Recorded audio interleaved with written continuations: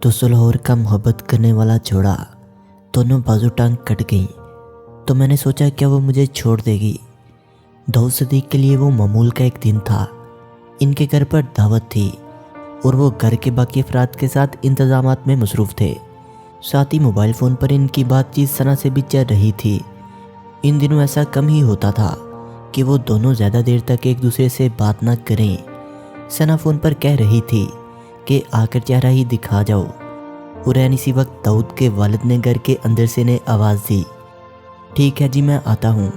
ये कहकर उन्होंने फ़ोन बंद किया और वालिद के कहने पर लोहे का एक लंबा सा डंडा उठाकर सीढ़ियों से घर की छत की तरफ चल पड़े। लेकिन इस रोज़ इनकी ज़िंदगी हमेशा के लिए बदल गई। दाऊद के हाथ में मौजूद आहनी डंडा ऊपर से गुजरती बिजली की तारों से टकराया और एक ज़ोरदार धमाके ने इन्हें उठाकर ज़मीन पर पटक दिया। झटका इस कदर शदीद था कि दाऊद का जिस्म चंद लम्हों के लिए आग के शोले में तब्दील हुआ और वो अपने होशो हवास खो बैठे। आसपास मौजूद लोगों ने इन्हें उठाया और सर से नीचे का इनका तमाम जिस्म रेत में दबा दिया। दाऊद को ज़रा सी देर के लिए होश आया तो वो सिर्फ इतना कह पाए कि मुझे यहाँ से निकालो, मेरे दिल को कुछ हो रहा है। इस दौरान सना इन्हें मुसलसल फ़ोन कर रही थी मगर वो राब्ता न कर सके। जब दाऊद को दोबारा होश आया तो वो लाहौर के जिन्ना अस्पताल के एक वार्ड के बिस्तर पर थे और इनके जिस्म पर सफ़ेद पट्टियाँ लिपटी थी। जल्द इन्हें खबर मिल गई कि डॉक्टरों के मुताबिक इनकी ज़िंदगी बचाने के लिए इनके दोनों बाजू और एक टांग काटना ज़रूरी था। दाऊद को अपने मामू से मालूम हुआ कि यही एक अस्पताल था जहां इनका इलाज मुमकिन हो पाया था। डॉक्टरों ने कहा कि बाजू और टांग तो दोबारा भी लग सकती हैं, लेकिन हम ज़िंदगी दोबारा नहीं डाल सकते। ये वाक़या गुज़िश्ता बरस नवंबर के महीने में पेश आया। 3 माह बाद आज दाऊद लाहौर के जनरल अस्पताल के अकब में वाक़या कैंची के इलाका में अपने मामू के घर पर मुकीम है। अपने कमरे में पलंग पर बैठे वो इस वक्त को याद करके आबदीदा हो गए। अपने घुटने की मदद से आंखें खुश करते हुए इन्होंने BBC को बताया कि पहले कुनियों तक इनके बाजू काटे गए, फिर डॉक्टरों ने मेरे पूरे बाजू काट दिए, फिर मेरी दाई टांग भी घुटने तक काटना पड़ी। मैंने कभी सोचा भी नहीं था कि मेरे साथ ऐसा सब कुछ हो सकता है। अस्पताल में जब इन्हें होश आया था इनके जहन में सना का ख्याल था। वो तो इनसे मिलने के लिए जाने वाले थे। वो अब कहाँ होगी, क्या इन्हें पता भी होगा कि इनके साथ क्या हादसा पेश आ चुका है? क्या सना मुझे छोड़ देगी? नवंबर को होने वाले इस वाक़या से चंद माह पहले की बात थी जब दाऊद की सना मुश्ताक से मुलाकात हुई थी। वो दोनों रिश्तेदार भी थे और दाऊद की बहन की शादी सना के चाचा से हुई थी। दाऊद की उम्र 21 वर्ष जबकि सना 20 साल की थी। घर की एक दावत में पहली मर्तबा इनकी बातचीत हुई। बातों और फिर मेल मुलाकातों में कभी इन्हें मोहब्बत हो गई। इन्हें पता भी नहीं चला। बस ये था कि वो एक दूसरे को देखे बगैर बात किए बिना ज़्यादा वक्त नहीं गुजारते थे। लेकिन दोनों के घरों में ज़्यादातर अफराद को इस बारे में मालूम ही नहीं था।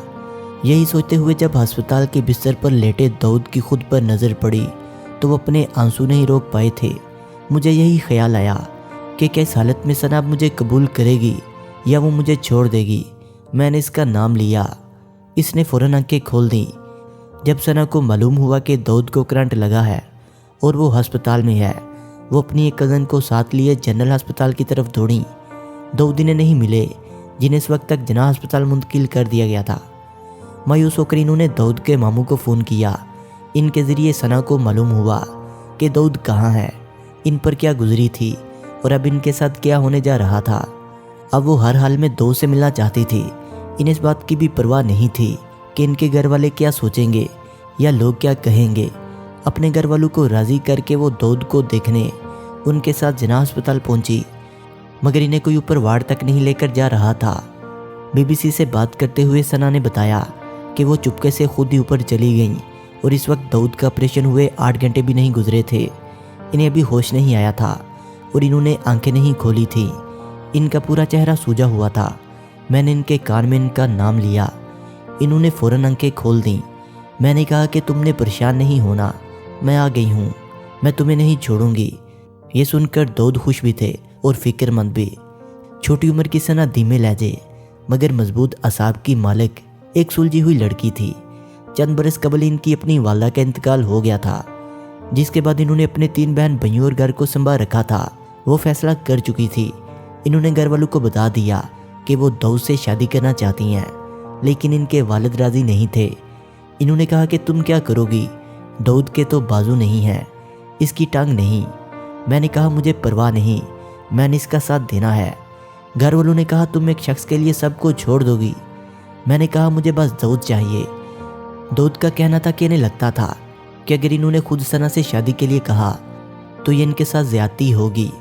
ہر لڑکی چاہتی ہے کہ اس کا شوہر اچھا نظر آنے والا ہو، صحت مند ہو۔ میری جیسی حالت میں کون کیسے قبول کرے گا؟ پھر میں نے یہ سوچ کر چھوڑ دیا کہ اگر میرے نصیب میں ہوئی تو مجھے مل جائے گی۔ اسی دوران ثنا کی شادی کہیں اور طے کر دی گئی۔ ثنا کے گھر والے نے ہسپتال سے یہ کہہ کر لے گئے کہ ان کی شادی داؤد سے کروا دیں گے، مگر گھر جا کر انکار کر دیا۔ گھر والوں کا خیال تھا کہ وہ اس وقت جذباتی تھی، کچھ روز میں خود ہی ٹھیک ہو جائے گی۔ داؤد نے بھی ثنا کو سمجھانے کی کوشش کی کہ تمہارے گھر والے ٹھیک کہتے ہیں، کوئی والدین اپنی اولاد کا برا نہیں چاہتے۔ میری تو بھی زندگی کا کچھ پتہ نہیں تھا، روز ڈاکٹر کہتے تھے کہ یہ نہیں بچے گا، لیکن ثنا اس بات پر قائم رہی۔ مجھے پتا تھا کہ میں کس کے ساتھ خوش رہوں گی۔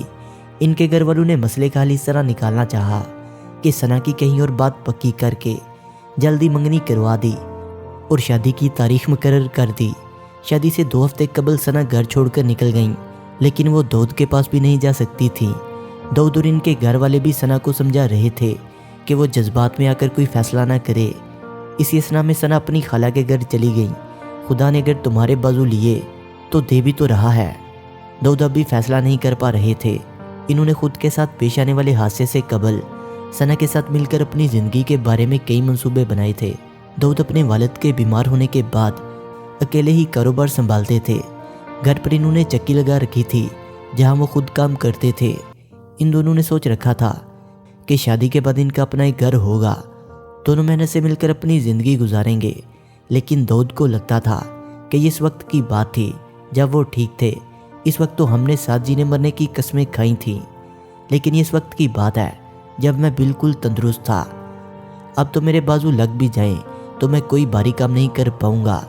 لیکن ثنا کو پھر بھی یقین تھا کہ مل کر وہ سب کچھ کر سکتے تھے۔ میں نے کہا کہ پریشان نہ ہو، خدا نے اگر آپ کے بازو لے لیے ہیں تو دے بھی تو رہا ہے۔ میں تمہارے بازو بنوں گی، تم کو جو کچھ کرنا تھا میں تمہارے لیے کروں گی، اب منع نہ کرنا۔ میں سب کچھ چھوڑ کر آئی ہوں۔